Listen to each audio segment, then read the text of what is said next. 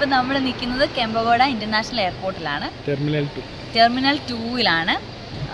അപ്പോൾ നമുക്ക് ഇതിൻ്റെ ഉള്ളിൽ ഇത് ബാമ്പു കൊണ്ട് ഉണ്ടാക്കിയതാണ് കേട്ടോ. ഈ കാണുന്ന ഇതെല്ലാം ഈ ഡെക്കറേഷൻസ് ആയിട്ടുള്ള ഈ പരിപാടികളെല്ലാം ബാമ്പു കൊണ്ട് ഉണ്ടാക്കിയതാണ്. നിങ്ങളെല്ലാം അതൊന്ന് വ്യൂ ചെയ്ത് നോക്കുക, നല്ല ഭംഗിയാണ് കാണാനായിട്ട്. നമുക്കിതൊക്കെ ഒന്ന് കണ്ടു നോക്കാം. ഓക്കെ,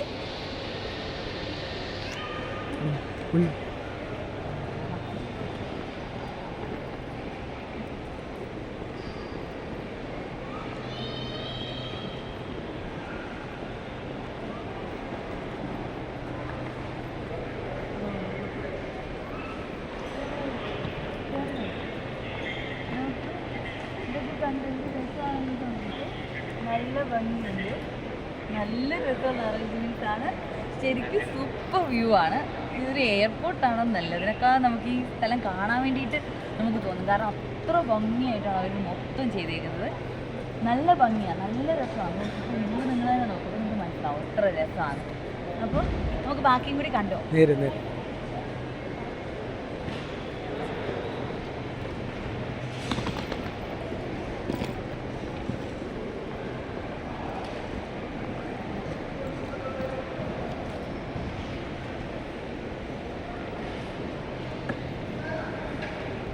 ഇതെല്ലാം ബാമ്പൂലല്ലേ ഉണ്ടാക്കിയിരിക്കുന്നത്, ഇതെല്ലാം ബാമ്പൂൽ ഉണ്ടാക്കിയിരിക്കുന്നതാണ്. ബാമ്പൂ വെച്ചിട്ട് ഇത്രയും ഭംഗിയായിട്ട് ചെയ്യാൻ പറ്റുമെന്ന് ശരിക്കും എയർപോർട്ടിൽ വന്നാൽ നമുക്ക് മനസ്സിലാവും എന്തൊക്കെ സാധനം നമുക്ക് ഉണ്ടാക്കാൻ പറ്റും എന്നുള്ളത്. ഇത്രയ്ക്കും നല്ല ഭംഗിയായിട്ട് അവർ ചെയ്ത് വെച്ചിരിക്കുന്നത്. മൊത്തം ഫുള്ള് ബാമ്പൂവിൻ്റെ ഒരു എന്താ മെറ്റീരിയൽ കൊണ്ടാണ് ഉണ്ടാക്കിയിരിക്കുന്നത്. കണ്ടു കഴിഞ്ഞാൽ നമുക്ക് പെട്ടെന്ന് ബാമ്പൂ ഒന്നും തോന്നില്ല, അത്ര നല്ല പെർഫെക്റ്റ് ആയിട്ട് ഉണ്ടാക്കിയിരിക്കുന്നത്. പക്ഷേ എല്ലാം ബാമ്പൂ വെച്ചാണ്. എനിക്ക് തോന്നുന്നു ഇത് കുറച്ച് വർഷങ്ങളിൻ്റെ ആയിട്ടുള്ളൂ അല്ലേ, ഇതിങ്ങനെ ഇത്രയും നല്ല ഈ ഒരു രീതിയിൽ ബാമ്പു ഒക്കെ വെച്ചിട്ട് ചെയ്തിട്ട്. ഇതിന് മുന്നേ ഇതിങ്ങനെ അല്ലായിരുന്നു, ഇപ്പോഴാണ് ഇത് ഇങ്ങനെ ആക്കിയെടുത്തത്. പക്ഷെ എന്തൊക്കെയാണല്ലോ ഇപ്പോൾ ചെയ്തിരിക്കുന്നത്, സൂപ്പറാണ്, ഒന്നും പറയാനില്ല.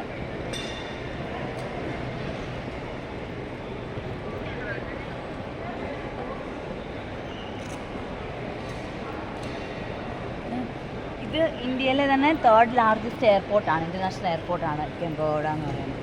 ഇത് ശരിക്കും കെമ്പഗോഡ എന്ന് പറഞ്ഞിട്ടുള്ള ഇവിടുത്തെ അല്ലേ ഫസ്റ്റ് ഈ ബാംഗ്ലൂരിൻ്റെ ഫൗണ്ടറാണ് അദ്ദേഹം. അദ്ദേഹത്തിൻ്റെ പേരിലാണ് എയർപോർട്ട് അറിയപ്പെടുന്നത്. നമുക്കിനി ഡിപ്പാർച്ചറിന് അങ്ങോട്ടേക്കാണ് പോകാനുള്ളത്. നമുക്കെങ്കിൽ ഇനി അങ്ങോട്ടേക്ക് പോവാം.